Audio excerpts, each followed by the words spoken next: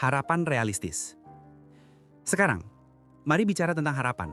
Bukan harapan manis ala motivator instan, tapi harapan yang punya kaki dan bisa kamu injak. Karena ketika kita bicara mulai dari nol di usia 30, kamu tidak butuh dongeng, kamu butuh pegangan. Dan pegangan pertama adalah ini, perubahan butuh waktu, tapi bukan selamanya.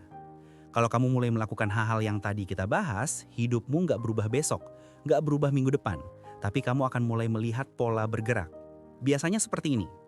Dalam 3-6 bulan pertama, kamu mulai merasa lebih sadar. Kamu mulai tahu kemana perginya uangmu. Kamu mulai merasa kamu yang pegang kemudi, bukan hidup yang menyeretmu. Dalam 1-2 tahun, skillmu tumbuh, mentality berubah. Income pelan-pelan mengikuti. Tabungan mungkin belum besar, tapi kemampuanmu mengelola hidup terasa lebih matang. Dalam 3-5 tahun, kamu bisa melihat titik baliknya. Banyak orang baru benar-benar merasakan stabilitas dan kemapanan di rentang waktu ini, bukan di umur 25 seperti yang kamu kira.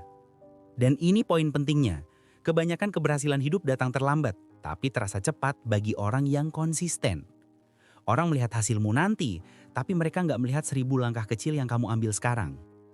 Jadi harapan realistisnya adalah ini, kamu bisa berubah, kamu punya waktu, dan kamu tidak ketinggalan. Yang nol itu saldomu, bukan kemungkinanmu. Yang kosong itu rekeningmu, bukan masa depanmu. Kalau kamu bergerak pelan, kamu akan sampai.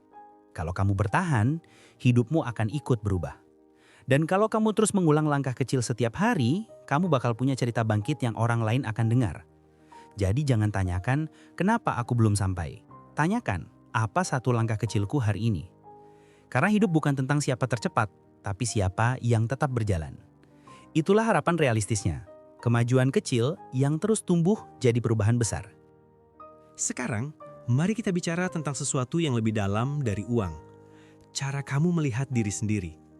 Karena selama kamu merasa aku terlambat, selama kamu percaya aku nggak mampu, selama kamu mengulang kata-kata aku bodoh, aku gagal, aku harusnya lebih, maka semua strategi, semua niat, semua langkah kecil akan selalu terasa nggak cukup.